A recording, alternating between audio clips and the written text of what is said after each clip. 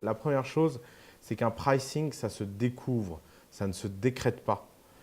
Beaucoup trop souvent, les gens ont une approche du pricing qui est de dire, d'ailleurs, qui est une approche du business model en général, qui est de dire, voilà notre business model, c'est simplement déclaratif. Ça ne sert à rien de déclarer un business model, c'est quelque chose qui se découvre. La deuxième chose, c'est qu'il faut absolument itérer autour de ces questions-là. Il faut avoir une approche test. Et alors, remarque préalable, je ne sais pas pourquoi, mais c'est quelque chose que je vois beaucoup dans mes relations one-to-one avec les entrepreneurs. Tester les pricing, ça stresse énormément les gens. J'ai toujours le droit à la même remarque qui est du type, mais les gens vont découvrir que j'ai vendu à 2 personnes à un prix différent et ils vont venir brûler ma baraque. Alors non, un, ils ne vont pas venir brûler votre baraque et deux, les seules personnes qui arrivent à mettre au point un pricing optimal sont les gens qui testent. Il n'y a pas d'autre façon de faire, je suis désolé. Donc si vous pensez que… Alors, petit détail législatif, on m'a dit que… Vendre la même chose à 2 personnes différentes à un prix différent en France est illégal, mais c'est de la grosse connerie.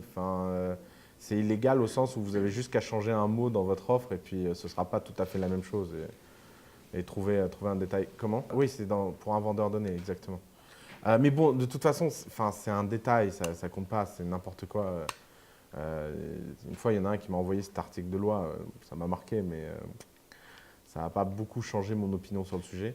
D'ailleurs, dans tous les pays civilisés du monde, à part la France, c'est autorisé, déjà.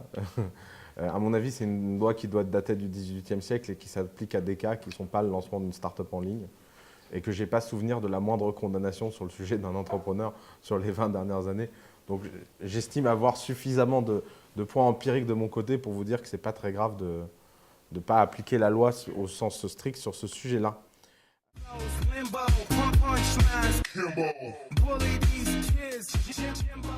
Il y a des très mauvaises façons de déterminer son pricing. Alors la première, qui est la plus terrible, c'est coût du produit plus X%. Sachant que X% est la marge que vous pensez. Alors ça c'est terrible, parce que trois raisons pour lesquelles c'est terrible, même si j'en ai que 2 en tête. La première, c'est que ça vous met en position de devoir discuter votre marge et de devoir discuter de l'argent qu'il est raisonnable que vous puissiez gagner. Si vous dites à un type, voilà, ça me coûte tant et puis je veux faire 30% de marge, le mec va dire, ah, mais attends, 30% c'est trop, il faut mettre 15% ou 10% ou je sais pas quoi. Et c'est un débat dans lequel vous n'avez jamais envie de rentrer. La deuxième, c'est que un prix n'a d'existence que par la propension que les gens ont à le payer. En économie, c'est ce qu'on appelle l'élasticité d'un prix. Si par exemple, vous dites mon produit coûte 10 à fabriquer et que vous le vendez avec 100% de marge, donc vous le vendez, enfin 50%, enfin plus 100%, donc vous le vendez à 20. Et en fait, les gens étaient prêts à payer 200. Qu'est-ce que vous en avez à foutre de ne pas le vendre 200, sous prétexte que ça ne coûte que 10? Regardez les produits Apple. Vous croyez vraiment qu'ils coûtent… je crois que la marge officielle d'Apple par produit, c'est 80% ou 90%. Ça gêne personne. Il n'y a personne qui s'est dit sur Terre, ah, les voleurs, j'arrête d'acheter un iPhone parce que, de toute évidence, je trouve qu'ils font trop de marge et qu'ils accumulent trop d'argent et qu'ils sont trop riches. Personne ne se dit ça. Et vous n'avez pas envie de vouloir mettre qui que ce soit dans la position de pouvoir vous dire ça. Et la troisième raison pour laquelle il faut absolument ne jamais raisonner de cette façon sur les questions de pricing, c'est tout simplement qu'un pricing est toujours lié à un segment de clientèle et qu'on ne vend pas un verre d'eau dans le désert de la même façon qu'on le vend à Saint-Germain-des-Prés. À Saint-Germain-des-Prés, votre eau doit être fancy, s'appelait O2. Et dans le désert, c'est juste de l'eau et vous pouvez même le servir dans un gobelet sale. Le type sera prêt à payer n'importe quel prix pour l'avoir s'il n'a pas bu depuis 2 semaines. Et donc, en fait, le contexte n'est pas celui de la marge. La marge, finalement, c'est bien votre histoire à vous. Et votre métier, c'est d'essayer de faire une marge suffisamment confortable pour que vous puissiez nous offrir à tous des vacances agréables lors du prochain séjour dans le château. Mais au-delà de ça, ça ne concerne pas vos consommateurs. Disons que votre cuisine interne et l'argent que vous gagnez ne concernent jamais personne d'autre que vous-même, ou vos actionnaires au pire, et encore.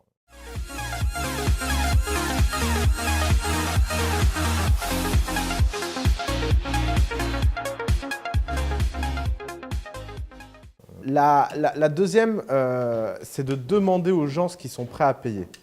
Alors ça, c'est toujours une grande blague. Ça, j'adore en plus, moi, j'aime bien le faire aussi, des fois, sur nos propres produits ou sur ce qu'on fait. Parce que ça m'amuse toujours de voir la réaction des gens. Parce que les gens, vous leur dites, mais t'es combien à payer pour ça? Ils vous diront toujours la somme la plus faible possible et imaginable. Il y a pas, surtout s'ils sont français. Ça, c'est un autre aspect culturel chez les Latins. Vous n'avez pas, on n'a pas cette générosité anglo-saxonne du right price. On n'essaie pas de voir ce qu'est faire pour les gens. On essaie juste de ramener ça, j'ai envie que ça me coûte le moins. Et c'est pas parce que les gens râlent ou sont pas contents quand ils payent qu'ils n'achètent pas. C'est un point qu'il ne faut pas oublier, c'est que votre boulot, c'est de réussir à avoir un produit suffisamment bon et de suffisamment bonne qualité pour que le pricing devienne un no-brainer. Que les gens se disent, bah oui, j'ai pas le choix. Et d'ailleurs, ça donne toujours des trucs très drôles. Prenons un exemple tout bête, au hasard, Salesforce.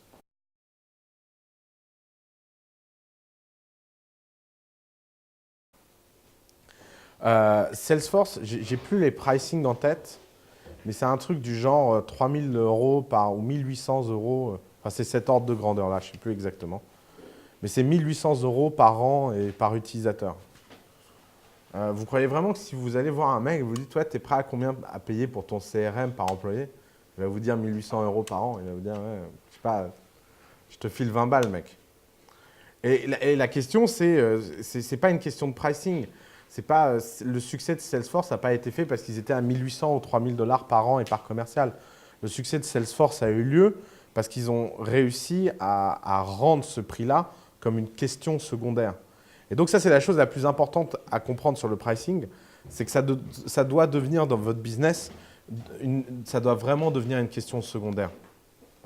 Ne pricez jamais by value, parce que vous n'avez jamais envie de rentrer en débat sur la valeur des choses. Par exemple, ça c'est un truc qui est fascinant pour tous les gens qui ont des bijoux. Ils achètent des bijoux. Une fois, j'ai vu ce reportage très triste sur M6, sur Capital, sur les gens qui vont au clou déposer leurs bijoux. Puis il y avait cette nana très BCBG qui avait un problème de fin de mois. Puis elle avait un collier de perles qu'elle avait acheté 10 ans avant chez Jean-Paul Gaultier pour, allez, disons, 100 000 €. C'était un prix qui m'avait paru délirant pour un collier de perles. Et donc c'était du Jean-Paul Gaultier ou je sais pas quoi. Je ne sais même pas si Jean-Paul Gaultier fait des bijoux. Enfin, vous voyez l'idée encore une fois. Et elle arrive et donc le type l'interroge avant qu'elle rentre dans les clous et elle dit ouais voilà. Ah oui, c'est parce qu'elle montait sa boîte et elle avait besoin d'un emprunt. Ouais, c'était ça. Elle dit bah, j'espère en retirer au moins la moitié de sa valeur, disons 50 000 €. Et je l'ai payé 100 000, machin, je sais pas quoi. Et donc elle va et puis vous savez au clou vous déposez vos bijoux puis il y a un type qui les prend, il va évaluer la valeur du truc et puis il revient et il vous dit combien il vous prête? Et le type, il vient et il dit, ouais, voilà, ça fait 3 000 €. Et elle fait un scandale. Et le mec, je dis, écoutez, je veux bien que ce soit un Jean-Paul Gaultier ou un Cartier ou je sais pas quoi. C'est pas mon problème. Mon problème, c'est que les pierres, bah, elles valent 3 000 €. Et que quand je vais te couper ton collier pour revendre pierre par pierre, si tu ne me rembourses pas, bah, je ne vais pas pouvoir en tirer beaucoup plus que 2 500 ou 3 500 €, quoi. Et donc, les gens les ont pris dans ce sens-là. Donc, il faut jamais croire qu'un prix est lié à la valeur des choses. Il y a plein d'autres choses dans le prix. Il y a le savoir-faire, il y a la méthode, il y a l'exclusivité, il y a la disponibilité, il y a la quantité. Et en fait, tout ça, c'est des choses très complexes qui se ramènent simplement à un mécanisme tout con, qui est le mécanisme de l'offre et la demande. Encore une fois, si vous êtes le seul type à avoir un jerrycan d'eau au milieu du désert à Burning Man et que tout le monde a oublié de prendre sa bouteille d'eau, bon, à Burning Man, il n'y a pas d'argent, mais vous pouvez d'un seul coup demander des trocs extraordinaires en échange de votre jerrycan d'eau.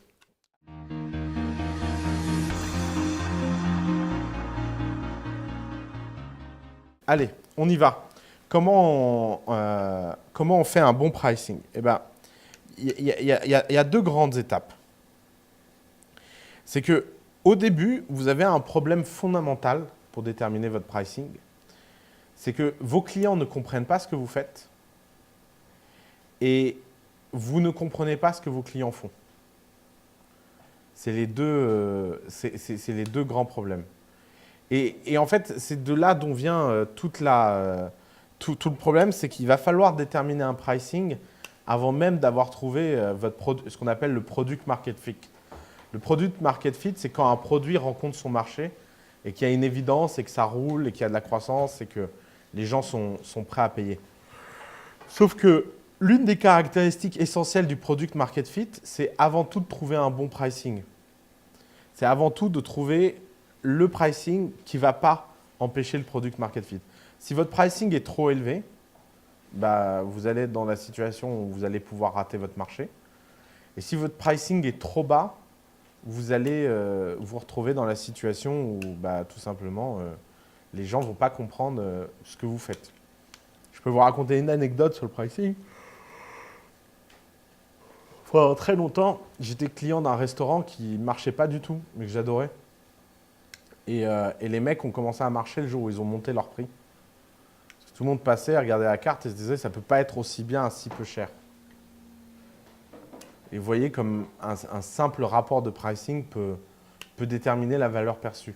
N'oubliez pas que les gens, dans le pricing, évoquent aussi… il y a plein d'économistes qui ont fait des études là-dessus qui montrent que le prix détermine aussi le signal de qualité et que ça distord, le rapport qu'on a à la qualité. Prenons les sacs Louis Vuitton, qui sont en plastique pourri, c'est de la toile, ça n'a aucun sens. Beaucoup de gens sur Terre pensent que c'est de la qualité parce que c'est Louis Vuitton et que ça coûte cher. Ils n'en savent rien que c'est de la bâche plastoc qui coûte quelques euros le mètre. C'est véridique, hein. Les sacs Vuitton, c'est de la bâche plastoc. Et donc, ce n'est pas très grave parce qu'il faut commencer quelque part et que la seule façon de trouver son pricing, bah, c'est commencer par se tromper. Vous n'allez jamais commencer par déterminer le bon pricing. Alors, c'est pour ça qu'en général, quand les startups se prennent la tête sur le pricing, j'ai tendance à donner des prix un peu comme ça, en utilisant le pif et le sens du vent et le sens de l'air. Parce que de toute façon, il faut commencer quelque part. Et de toute façon, ce n'est pas très grave. Un conseil que je donne toujours, très souvent, quand vous voulez travailler avec des grands groupes, faites du gratuit en échange de culpabilité. Si vous arrivez à repérer un mec vraiment stylé, alors là, il faut vraiment avoir un mec stylé. Faites pas du gratuit avec le tocard du coin. Mais si vous avez vraiment un mec stylé, genre membre d'un comex, membre d'un truc, et vous lui dites, écoute, on commence, on ne sait pas ce que ça vaut, on te le fait, et que vous délivrez bien au-delà de ses attentes, mais vous aurez tout son carnet d'adresses qu'il voudra acheter chez vous. Et elle est là la clé. C'est que d'un côté, vous aurez vendu, de l'autre, vous serez toujours dans un égo. Et beaucoup trop de startups grands comptes se bloquent tout simplement parce qu'elles ont des rapports au prix complètement délirants.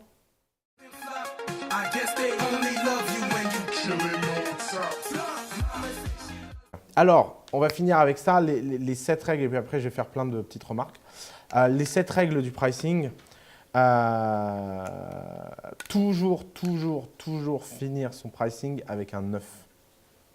Vous n'avez pas le choix. C'est comme ça.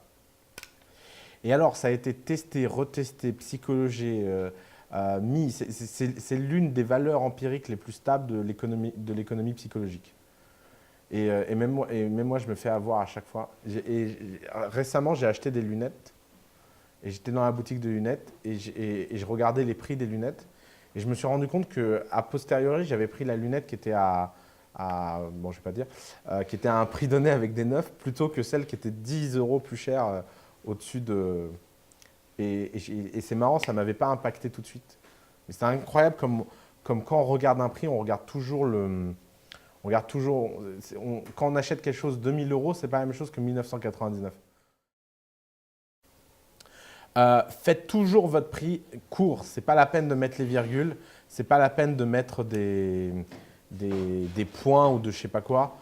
Mettez toujours votre prix de la façon la plus impactante, la plus courte et la plus facile possible. Anchor your price, guys. Donc l'idée, c'est qu'il faut toujours inscrire votre prix dans un contexte, et ça, c'est quelque chose qui marche vachement bien. Notamment, les meilleurs au monde là-dedans, je trouve, en ce moment, c'est AppSumo. C'est collector leur truc. Les mecs vous disent, ouais, ce package d'une valeur software de 3 000 $, il est à 200.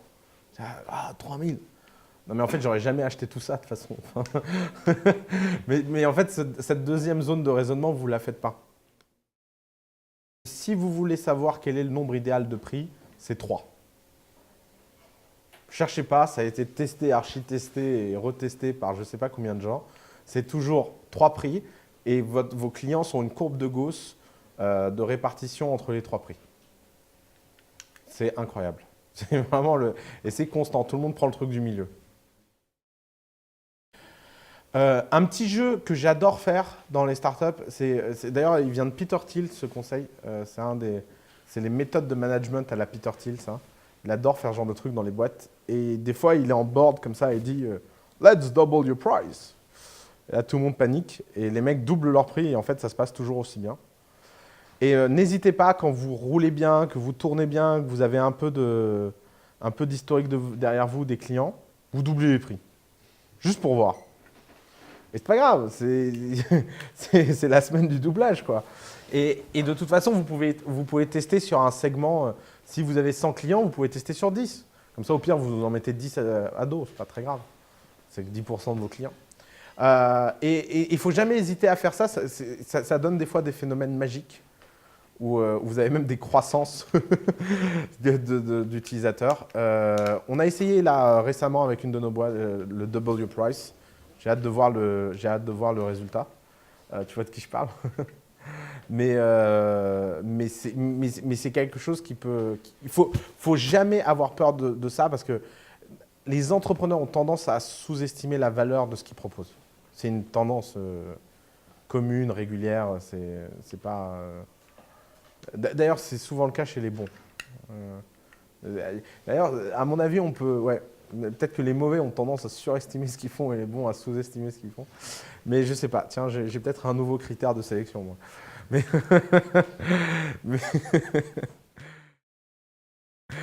Alors, règle 6, et on y revient. Il faut faire très, très attention aux freemiums. Les freemiums sont des coûts à vous défoncer des business. Alors, il y a un customer segment sur lequel il faut éviter au maximum de ne pas faire de freemium, c'est les développeurs. Si vous avez comme customer segment les développeurs, ne faites pas de freemium. C'est des types qui préfèrent ouvrir 1000 instances sur Heroku que commencer à passer le seuil et se faire leur propre architecture de déploiement sur Heroku, quoi. J'ai vu ça récemment en Office Hour. Le type m'a dit « Ouais, c'est génial, j'ai pas besoin de payer Heroku. J'ai passé 3 mois à coder ça, mais ça marche. » Je fais une crise cardiaque pour Heroku, je me suis dit putain les pauvres, c'est pas possible. Et vraiment, toute population qui a une survalorisation du gratuit, vous évitez. Et si vous faites du freemium, vous réfléchissez à 100 fois avant de décider où vous mettez la barre de ce qui est gratuit ou ce qui n'est pas gratuit. Et vous devez absolument trouver dans ce qui n'est pas gratuit quelque chose. Si vous avez 4... En plus, le freemium est génial dans le mass market. Evernote. Evernote, ils ont un taux de conversion de moins de 1%, je crois, dans leur freemium. Mais c'est très bien, parce qu'ils ont tellement de millions d'utilisateurs, c'est une telle croissance, et c'est tellement stable, et c'est tellement lock-in, et ça a tellement de network effect comme produit, qu'ils ont tout leur temps et ils peuvent être en freemium. Et ils peuvent apporter énormément de valeur en gratuit. Dropbox. Dropbox, c'est le freemium génial, 2 gigas, c'est la taille parfaite. Suffisamment pour vous rendre dépendant, pas suffisamment pour qu'une fois que vous soyez dépendant, ce soit suffisant. Il y a une façon super simple de changer les règles et de ne vexer personne qui s'appelle le Grandfather Old Customer In. C'est « Always be good with your grandpa ».